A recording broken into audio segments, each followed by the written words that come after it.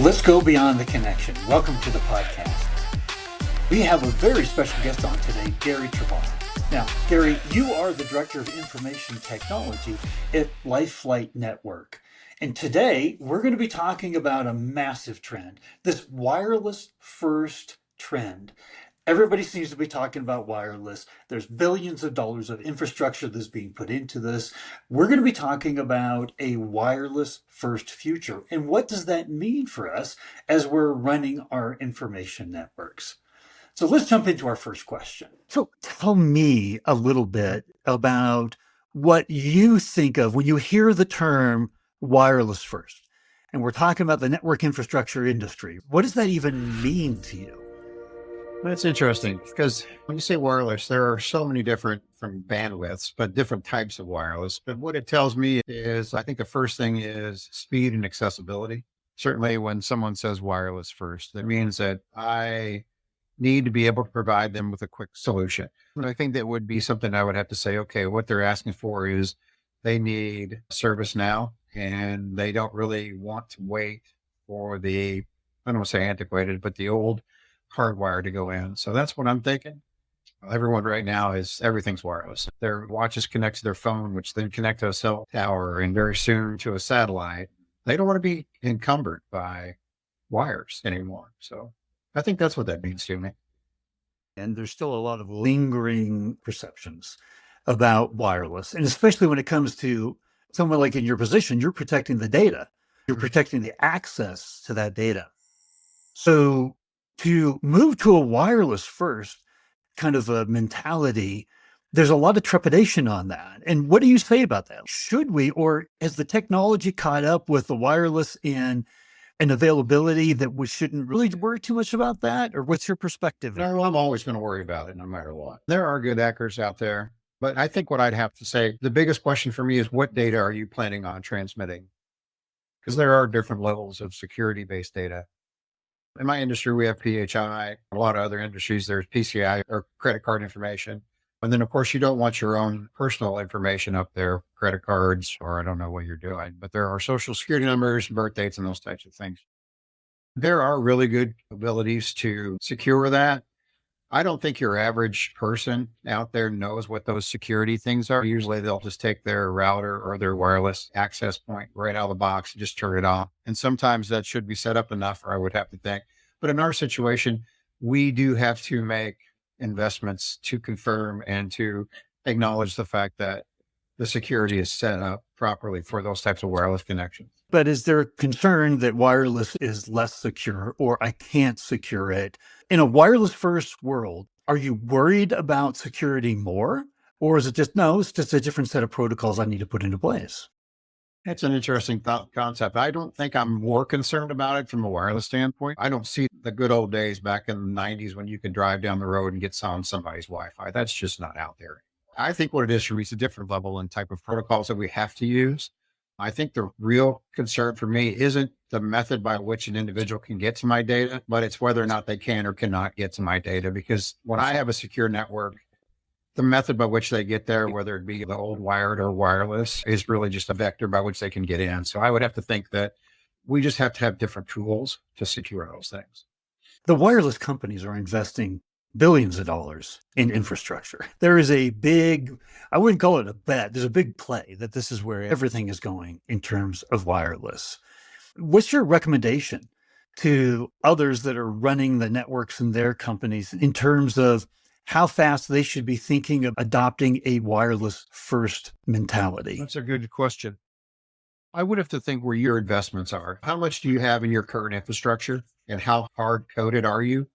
For us, because in the industry I'm in, we are in situations where we have to be able to, I don't want to say pop up, but put a new base or a new landing area in somewhere we haven't been in before. And based on our time frame and what the requirements and what the requests of the customers are, we will try to get an old wired connection. But what we're noticing now is due to scalability, as well as our need to be flexible and of course meet our customers' requirements, is that we're going with wireless. And then if we need a redundant connection, or we feel as if then we'll go with the old school wired, whether it be fiber's everything now, and you can't get copper. You don't want to get copper in here.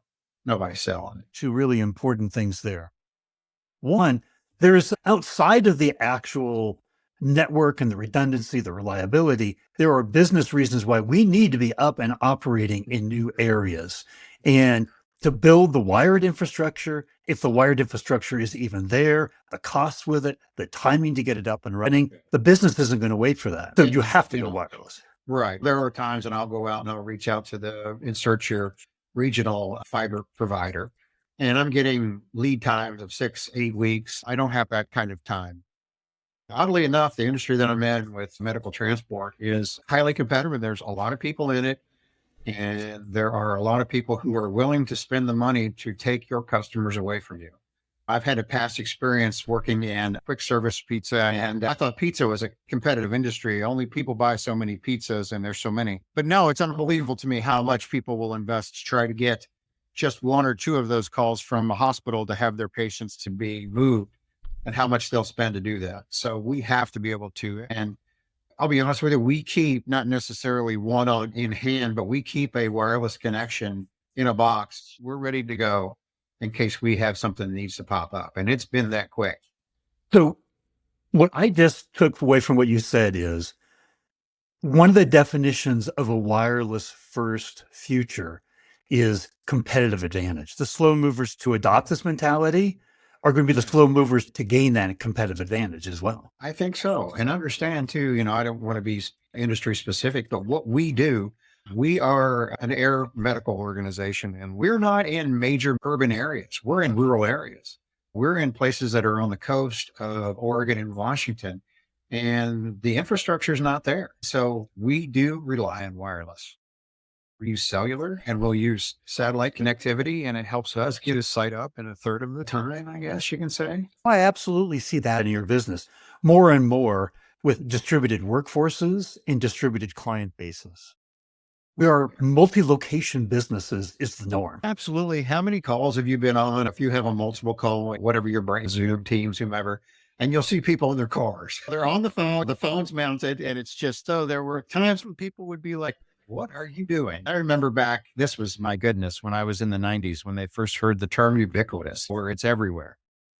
And now we are. I can't tell you how many times I had pulled over somewhere, gone into a coffee shop just to finish a meeting, or it's a different world now. So we have to be, and it helps us, the ease of just being able to flip it open and turn it on. And it's natural for people now. We haven't even gotten into IoT devices yet, stuff like that. There's two really important questions that I want to continue to ask. And that is that we talked about it as a competitive advantage from a customer service perspective, being able to deliver the experience that you need to within your business. The other one is a competitive advantage internally, the decision-making, the collaboration, the shared knowledge, all of that. Interesting. So one of the things that I've noticed, and like I mentioned to you on our previous conversation, I've been in the IT business for quite a while.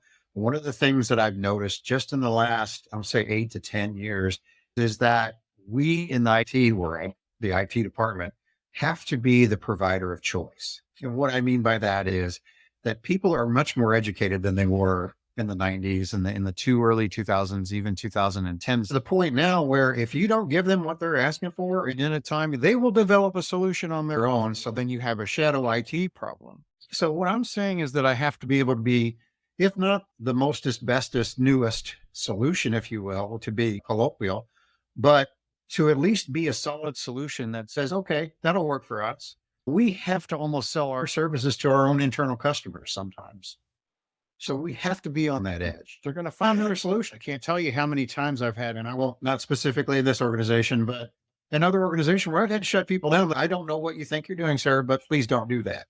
We just needed something quick. I understand, but we have a lot of security issues we don't have to deal with. I'm talking about back in the day when people put rogue access points in their queues and just stuff like that. So it's a different world than it was just 10 years ago. And I want to go back to a point that you made a little bit earlier, which is, and this goes back to the reliability of wireless. So there's going to be areas where wireless isn't there, but there's going to be satellite, or there's going to be areas where this wireless provider is going to be better than this one and more reliability. But there are existing technologies today that can account for all of that. So you mentioned we're always trying to add more ISPs. We're always trying to get more connections into the pipeline here. I would be afraid to tell you how many actual open contracts we had with different ISPs just in the 4-state footprint we have. But the question here is that, is the technology that's already available today to service this wireless first world with multiple ISPs and juggling that on a regular basis?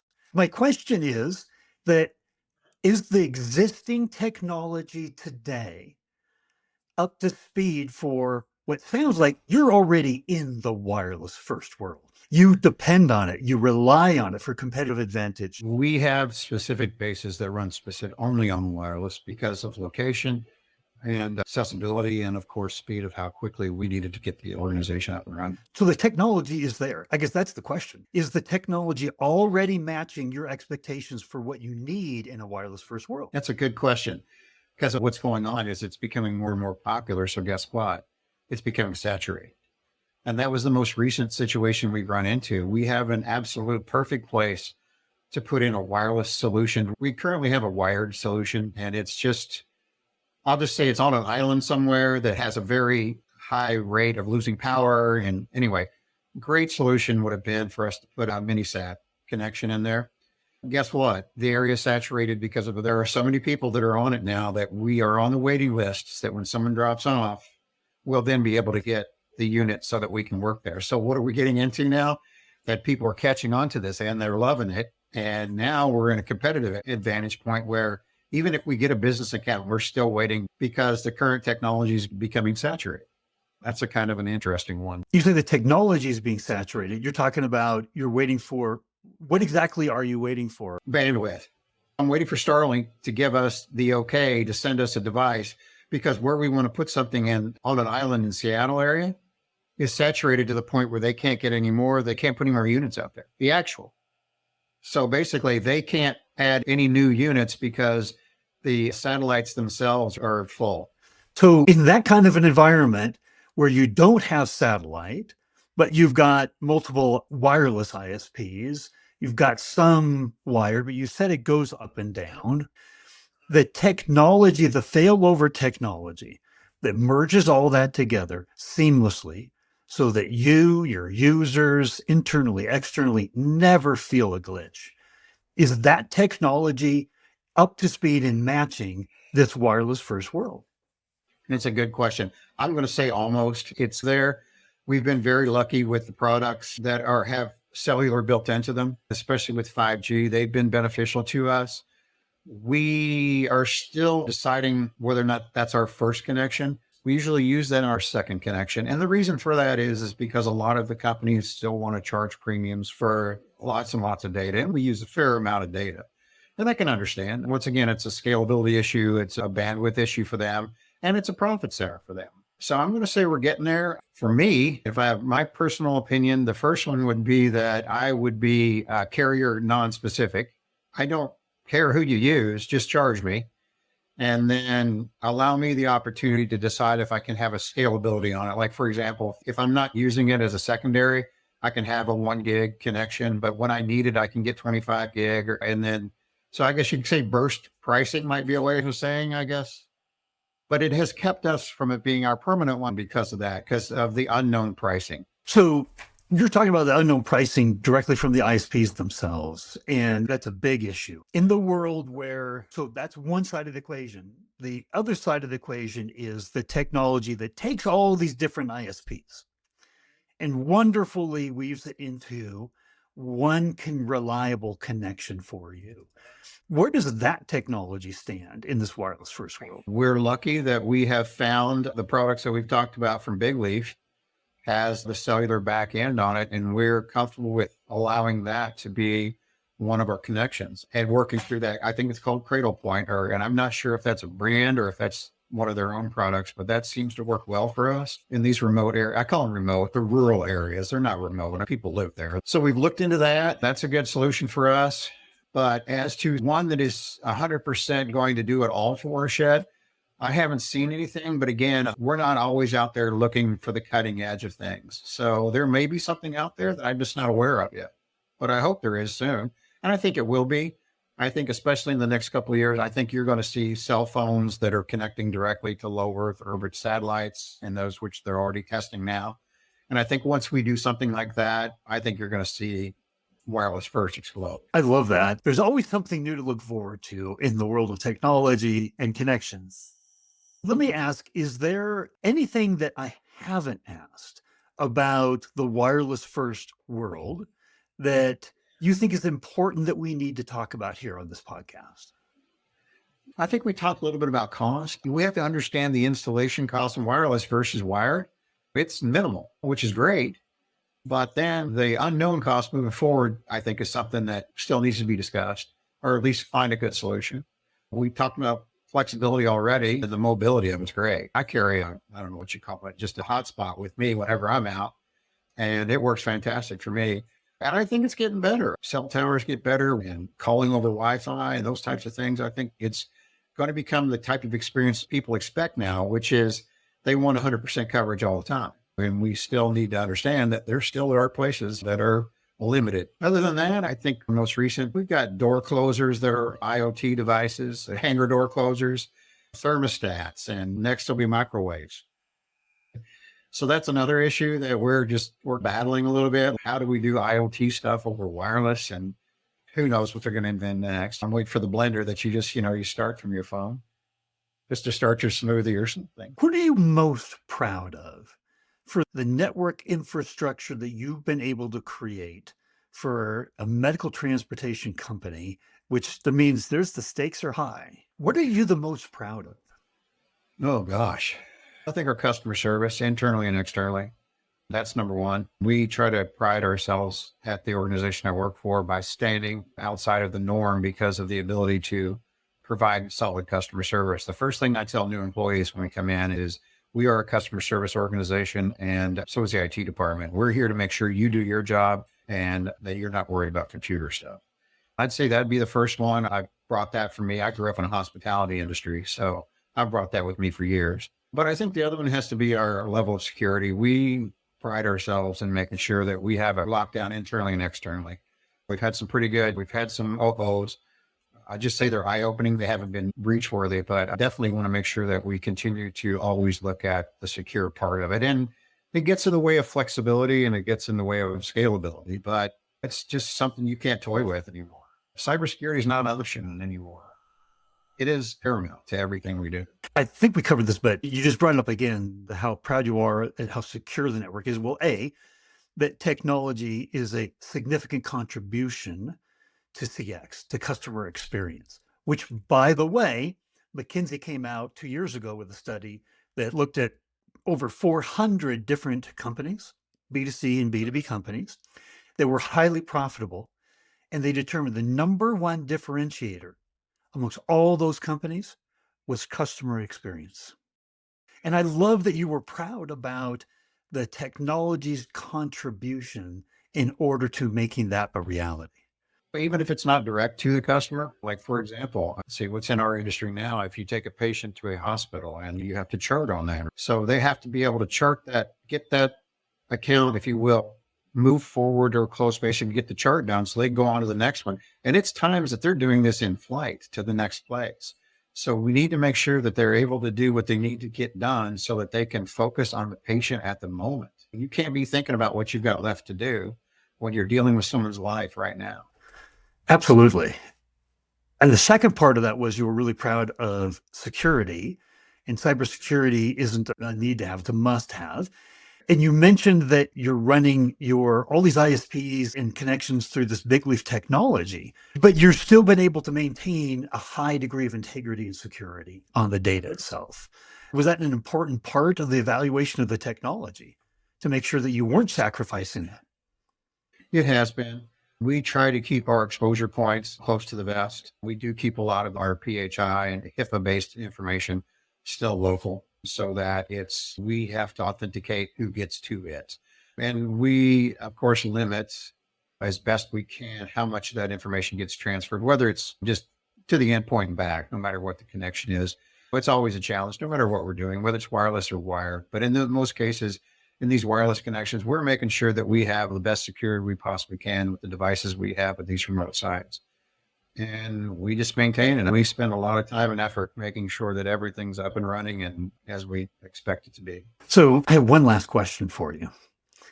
Because we've talked about a lot. Unfortunately, our poor human brains, we can only remember about 2 or 3 things at a time. If there was one takeaway about the wireless first future that you wanted the listeners of this podcast to take away today, what would that be? I think one of the talking points I would have to say to let people know is that wireless is going to be the future. You have to embrace it. You have to become comfortable with it, utilize it. It will become part of everybody's day life if it's not already. Even if you're afraid of it now, just realize you have your cell phone, you have your Apple Watch or your Android watch connected to that phone. That's wireless. That's Bluetooth. You have keyboards, mice, wireless controllers for these kids, consoles, your remote control. It's all wireless. But what we're talking about here is we're just replacing old technology with new. So when you get rid of those copper phone lines and the ISPs that plug into your wall, that's what's going to come to. You're going to be connected wirelessly, and you're going to soon find out that your center, whether it's your home or your business, you're going to be connected to that wirelessly for miles coming here real soon, and very likely over hundreds of miles or thousands of miles when it becomes satellite connectivity. And we will live to see that, I think. So yeah, so just be prepared and just be comfortable with it. And I'd always tell everybody, when in doubt, think about what somebody's asking you to do or what you're getting. Just be cybersecurity responsive. You have to be. The individual user is the number one thing. Education is probably the best. Make sure your users understand that cybersecurity has to be the number one thing. And it's tough because security sometimes is the antithesis of convenience. And I know I can't tell you how many times I hear people talking about multi-factor authentication and how much of a pain it is. But let me tell you something. It's there to protect you. So just be prepared for that. Well, Gary, I know that one thing's going to happen here. People are going to have questions. Would it be appropriate if I gave out a link to your LinkedIn profile that people could reach out to you? Yeah, that's fine with me. Yeah, absolutely. I'd be willing to answer questions as best I can. Thank you. Thank you for coming on, because even though we're living in a wireless first world right now, it's interesting because there's still a lot of trepidation. And what I'm taking away from what we've been talking about here today is embrace it. It's here. It's going to just expand in importance to us. And it's a critical competitive advantage. So thank you for putting a bow on that today and helping us understand. Yeah, that's great. So thank you for coming on today and sharing your insights. Welcome. I appreciate the opportunity, and it was a pleasure talking to you.